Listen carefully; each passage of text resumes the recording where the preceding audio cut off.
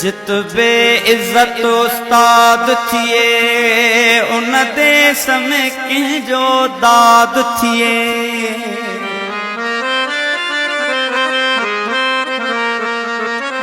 जित इज्जत के बि ज़लील कजे ऐं ज़लील बि ईअं सबील कजे।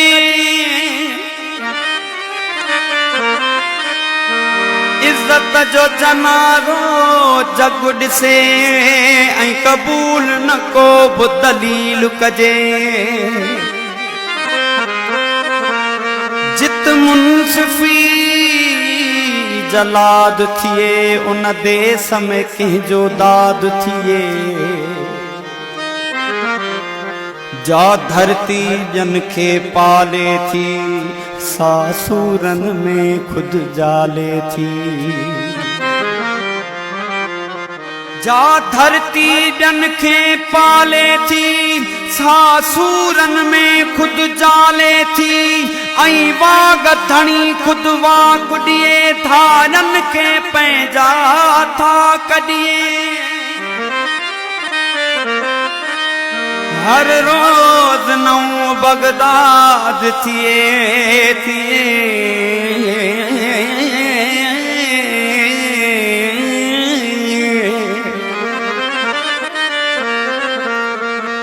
उन देश में कंहिंजो दाद थिए। जित रोज खजाना था निकिरन से देश धणी लप अटो घुरन। था थर में बुख ते ॿार मरन से हाकुम खे नथा नज़रिन। उन को दाखिल को फरियाद थिए उन देश में कंहिंजो दाद थिए। जित मुंसिफ़ी कमदार हुजे जित चोरी चौकीदार हुजे। जित डिग्री पैसन साण मिले ऐं आलिम पैरोकार हुजे।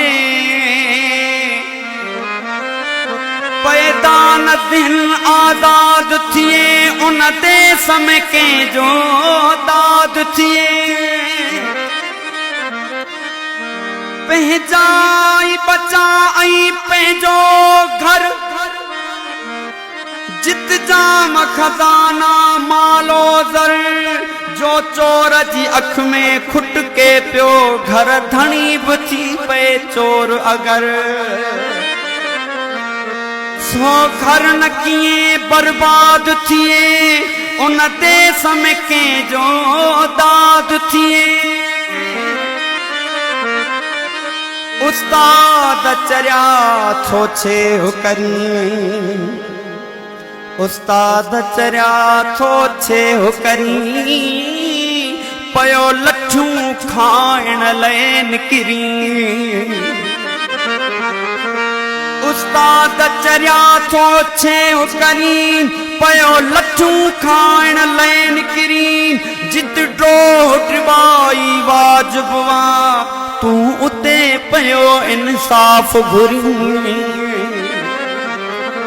जित कीअं न शराफ़त शाद थिए उन देश में कंहिंजो दाद थिए।